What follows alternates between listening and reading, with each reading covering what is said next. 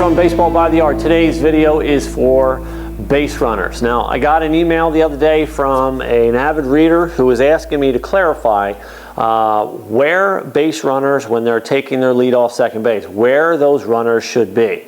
And I emailed a lengthy response, and I know I wrote a post on this, and I may have touched on it on a video or two way back when, but I thought I'd review it here for everybody, just so everybody's clear.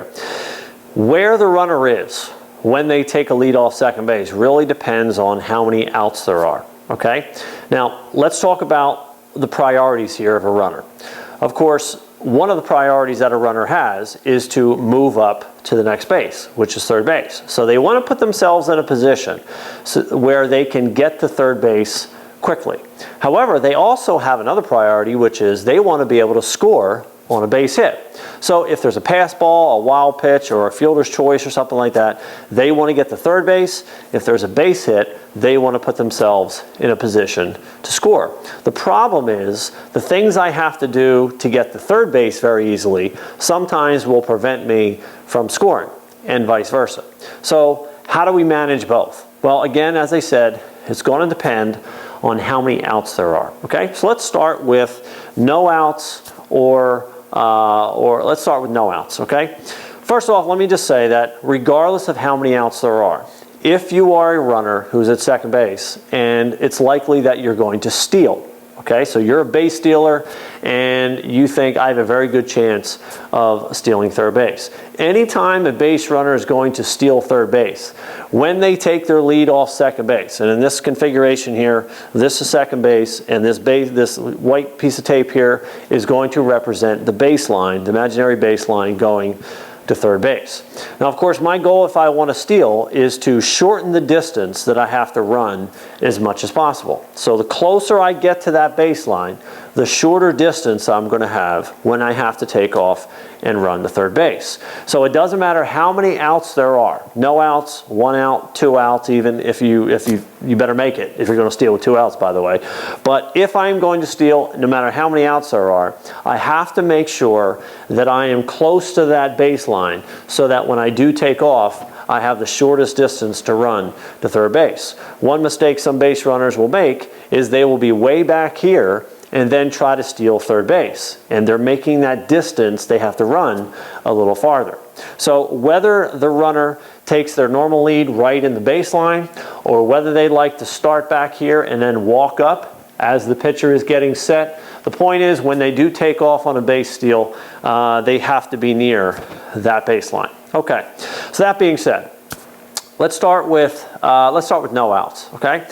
When there's no outs, I have a greater priority to get to third base than I do to score. Because with no outs on a base hit, it's pretty likely that that coach is not going to send you because he has a lot of outs to work with, and it's more likely he's going to hold you up at third base. Now, if that coach is absolutely positive you're going to score, then it's not going to matter whether you're close to the line or back here. He's going to make absolutely sure that you're going to be safe at home plate. Otherwise, with no outs, he's going to hold you up on a base hit. So our biggest priority is putting myself in a position to get to third base on a pass ball or a wild pitch, because if I'm at third base, I have a lot more chances to be able to score.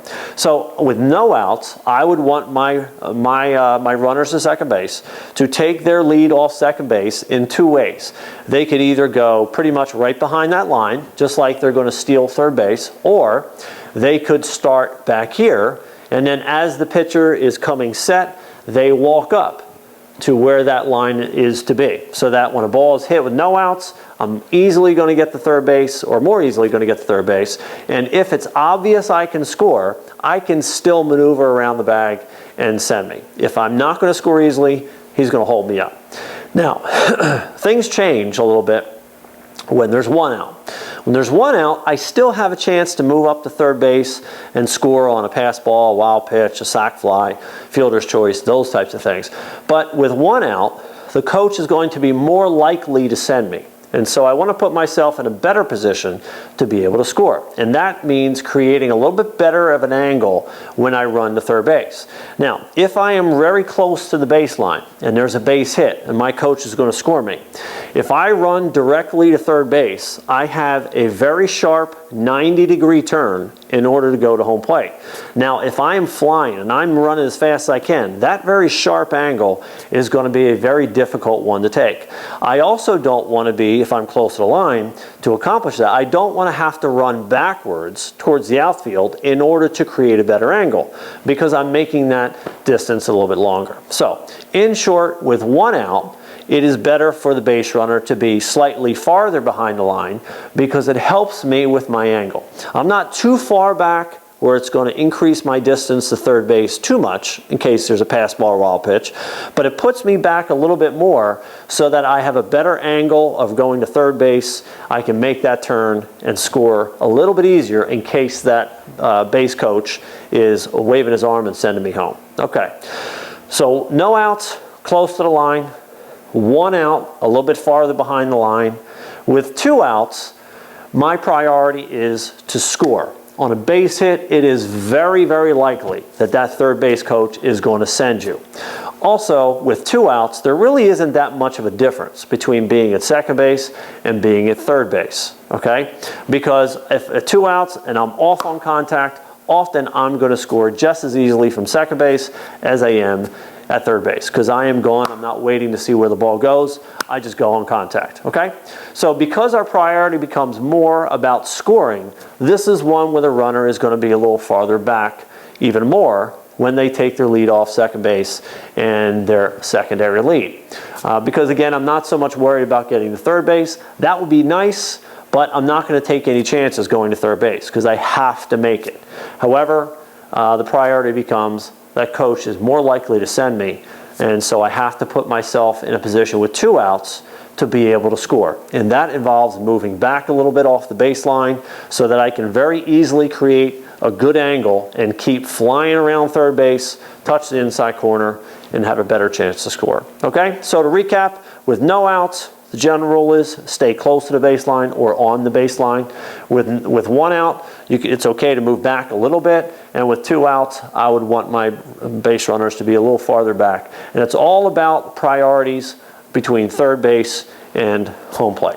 Okay, so hopefully I didn't talk too much about that. Hopefully it clears it up, and hopefully you learned something. So give it a shot, practice all three, and of course you should always be practicing base running. It is one of the least practiced things in the game, but it's also one of the most screwed up parts of the game as well. And if you're a coach, you all know you will win games because of good base running, and of course on the flip side, you will lose games because of bad base running as well. So it's easy to practice, you just have to put in the work.